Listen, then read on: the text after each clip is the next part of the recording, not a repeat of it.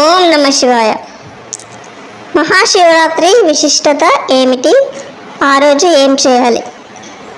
మనం ఈ వీడియోలో తెలుసుకోబోతున్నాం. అంతకంటే ముందుగా అయితే మన ఛానల్ని ఎవరైనా మొదటిసారి చూస్తున్నట్లయితే ప్లీజ్ లైక్ చేయండి, షేర్ చేయండి, సబ్స్క్రైబ్ చేయండి. అలాగే పక్కనే ఉన్న బెల్ ఐకాన్ కూడా క్లిక్ చేసి ఆల్ అనే ఆప్షన్ ప్రెస్ చేసి ఉంచుకోండి. నేను వీడియోస్ అప్లోడ్ చేసిన వెంటనే మీకు నోటిఫికేషన్ ద్వారా వస్తాయి. మరి ఇక వీడియోలోకి వెళ్దామా? మరి మహాశివరాత్రి విశిష్టత ఏమిటి? ఆ రోజు ఏమి చేయాలి? మాఘ బహుళ చతుర్దశి శివరాత్రి పర్వదినం. హిందూ పండుగల్లో ఈ పండుగ అతి ముఖ్యమైనది. ప్రతి నెల కృష్ణ చతుర్థి నాడు మాస శివరాత్రి పేర్కొనగా మాఘమాసంలో వచ్చే శివరాత్రిని మహాశివరాత్రిగా అభివర్ణిస్తారు.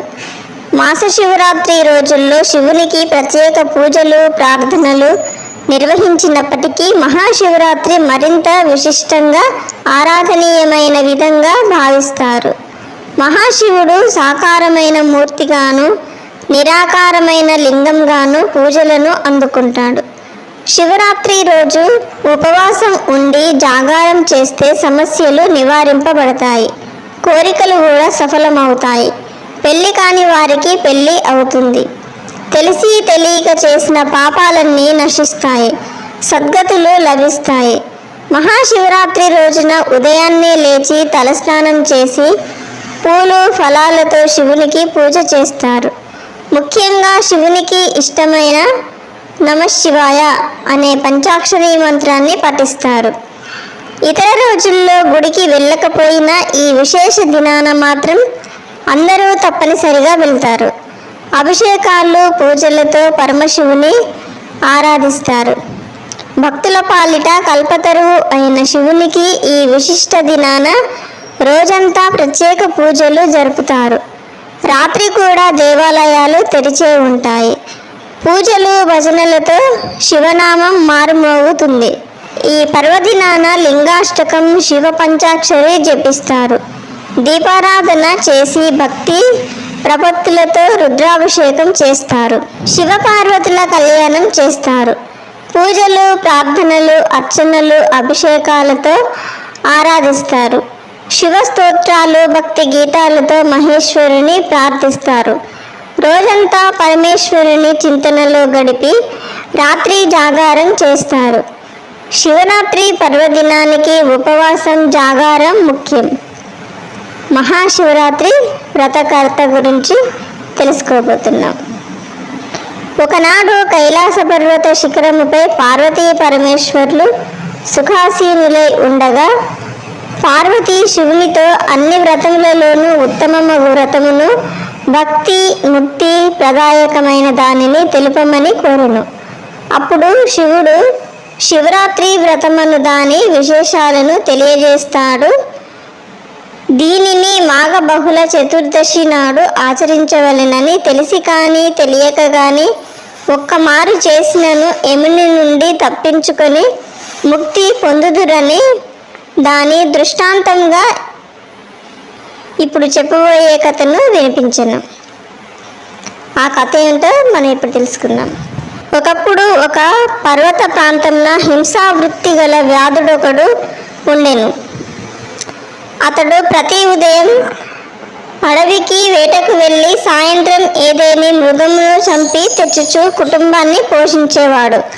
కానీ ఒకనాటి ఉదయమున బయలుదేరి అడవి అంతా తిరిగినా ఒక్క మృగం కూడా దొరకలేదు.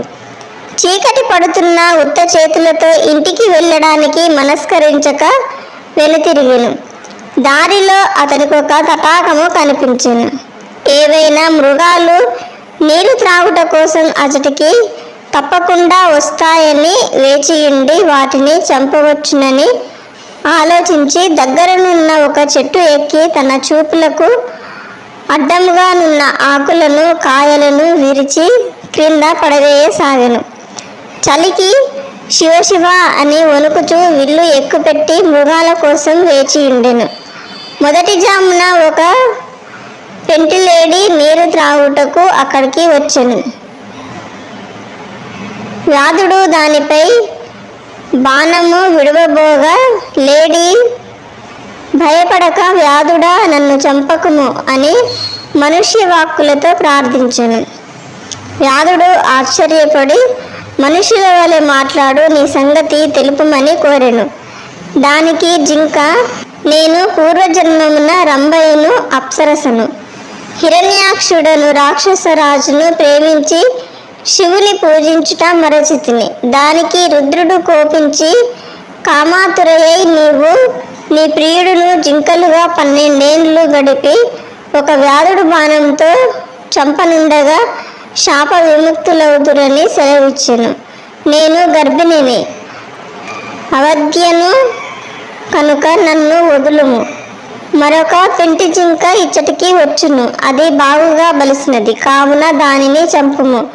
లేనిచో నేను వసతికి వెళ్ళి ప్రసవించి శిశువును బంధువులకు అప్పగించి తిరిగి వస్తాను అని అతన్ని ఒప్పించి వెళ్ళెను. 2వ జాము గడిచెను.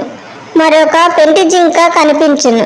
వ్యాధుడు సంతోషించి విల్లెక్కి పెట్టి బాణము విడువబోగా అది చూచిన జింక భయపడి మానవ వాక్కులతో, ఓ వ్యాధుడా, నేను విరహంతో కృషించియున్నాను, నాలో మేధో మాంసములు లేవు, నేను మరణించిన నీ కుటుంబానికి సరిపోను. ఇక్కడికి అత్యంత స్థూలమైన మగజింక ఒకటి రాగలదు, దానిని చంపుము, కానిచో నేనే తిరిగి వత్తును అని అనెను. వ్యాధుడు దానిని కూడా విడిచిపెట్టెను. 3వ జాము వచ్చెను. వ్యాధుడు ఆకలితో జింక కోసం వేచియుండెను. ఇంతలో ఒక మగ జింక అక్కడికి వచ్చెను.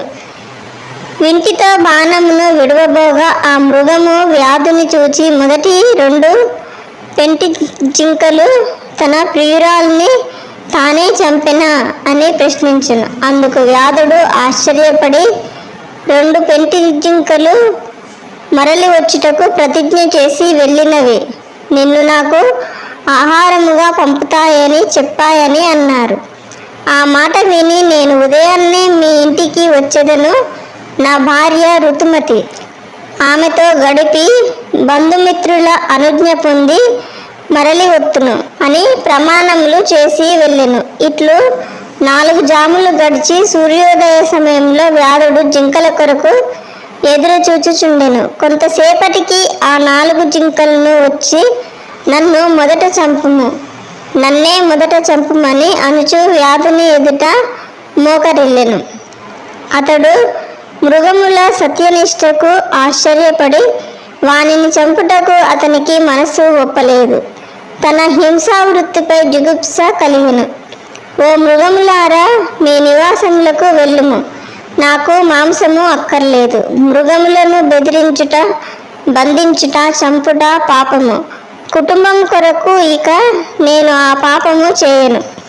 ధర్మములకు దయ మూలము, దమయు సత్యఫలము. నీవు నాకు గురువు, ఉపదేష్టవు. కుటుంబ సమేతముగా నీవు వెళ్ళుము. నేనిక సత్యధర్మము ఆశ్రయించి అస్త్రములను వదిలిపెట్టుదును అని చెప్పి ధనుర్బాణములను పారవేసి మృగములకు ప్రదక్షిణ ఆచరించి నమస్కరించెను. అంతలో ఆకాశమున దేవదుందువులు మ్రోగెను, పుష్పవృష్టి కురిసెను. దేవతలు మనోహరమగు విమానమును తెచ్చి ఇట్లనిరి, ఓ మహానుభావ, శివరాత్రి ప్రభావమున నీ పాతకము క్షీణించింది, ఉపవాసము జాగరణము జరిపితివి, తెలియకయే యామమునను పూజించితివి. నీవెక్కినది బిల్వవృక్షము, దాని మీద స్వయంభూ లింగమొకటి గుబురులో మరుగుపడి ఉన్నది. నీవు తెలియకయే బిల్వపత్రములను త్రుంచివేసి శివలింగాన్ని పూజించితివి. సశరీరముగా స్వర్గమునకు వెళ్ళుము. మృగరాజా, నీవు సకుటుంబముగా నక్షత్ర పదము పొందుము. ఈ కథ వినిపించిన పిదప పరమేశ్వరుడు పార్వతితో ఇట్లనెను, దేవి, ఆ మృగ కుటుంబమే ఆకాశమున కనిపించు మృగశిర నక్షత్రము. 3 నక్షత్రములలో ముందున్న 2 జింక పిల్లలు, వెనుకున్న 3వది మృగి. ఈ 3ంటిని మృగశీర్ష అందురు. వాని వెనుక నుండి నక్షత్రములలో ఉజ్వలమైనది లుబ్ధక నక్షత్రము.